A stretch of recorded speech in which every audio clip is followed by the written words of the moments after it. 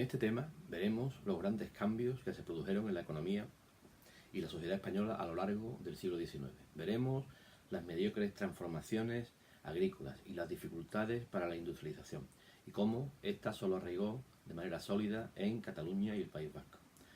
Analizaremos también las dificultades de los transportes y cómo se logró crear una red ferroviaria que uniría todo el país, pero de una manera muy parcial y con el centro en Madrid. Hablaremos de la finanza, de los múltiples intentos de crear un sistema monetario moderno y de cómo se consiguió con la peseta en 1868.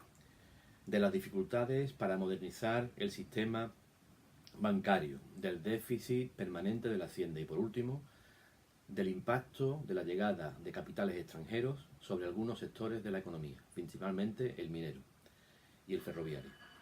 Todo este proceso de cambio fue incompleto y muchas transformaciones se quedaron a medias, como nos lo demuestra la evolución de la población, que no creció al mismo nivel que la de otros países de nuestro entorno europeo. La característica fundamental de la población española fue su lento crecimiento, sobre todo comparado con otros países europeos. Además, ante el poco crecimiento económico, la población tuvo que emigrar sobre todo a América Latina.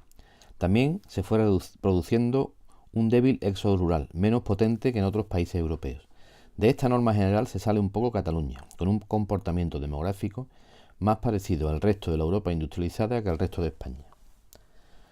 La agricultura española del siglo XIX se caracteriza por el atraso tecnológico, la pervivencia de la tradicional desigualdad en el reparto de la propiedad y la falta de inversiones y mejoras en línea con una mentalidad capitalista, algo que no modificó mucho uno de los cambios más importantes que se produjo en el siglo, las desamortizaciones. La primera de ellas fue la que afectó a los bienes de la Iglesia y la llevó a cabo a partir de 1836 el liberal progresista Mendizábal. Y la segunda fue la que afectó fundamentalmente a las tierras comunes de los ayuntamientos y fue realizada por el también ministro liberal progresista Pascual Madós a partir de 1855. Como consecuencia del proceso desamortizador, se amplió la superficie cultivada y se acentuó el latifundismo. La gente adinerada, terratenientes o la nueva burguesía, pudo adquirir tierras y en cambio los campesinos no pudieron participar en las compras y sus condiciones de vida, por tanto, empeoraron. Fueron explotados por los terratenientes y no tuvieron la posibilidad de emigrar a las ciudades por no producirse un desarrollo industrial paralelo. Así, se convertirán, sobre todo en Andalucía, en caldo de cultivo revolucionario donde se extenderán las ideologías anarquistas. El proceso de industrialización en España se inicia en el primer tercio del siglo XIX. Fue un proceso lento y tardío, debido a las siguientes causas. En primer lugar, la agricultura, al no estar mecanizada y ser de escaso rendimiento, no generó ni capitales, ni materias primas, ni mano de obra para la industria.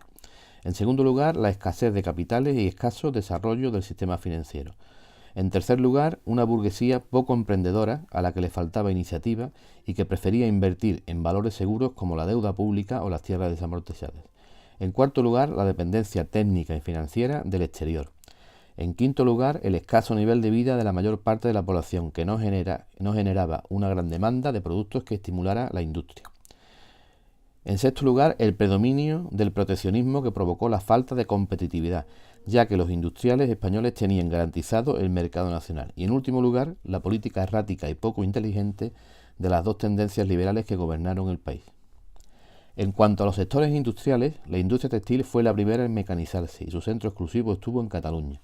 La primera máquina de vapor de esta industria se instaló en 1833 y la mecanización permitió la reducción de los costes. Por lo que respecta a la industria siderúrgica, España contaba con yacimientos de hierro y carbón, pero en zonas geográficas separadas. Y por eso fracasó a mediados de siglo en Andalucía y más tarde en Asturias. A partir de 1880 se impone sobre las demás la siderurgia vasca. Su triunfo se explica por la calidad de su mineral de hierro y por la inversión de capital acumulado por empresarios vascos con la exportación del mineral de hierro a Inglaterra. El desarrollo de la siderurgia vasca propició el de otras ramas como las navieras y las construcciones metálicas.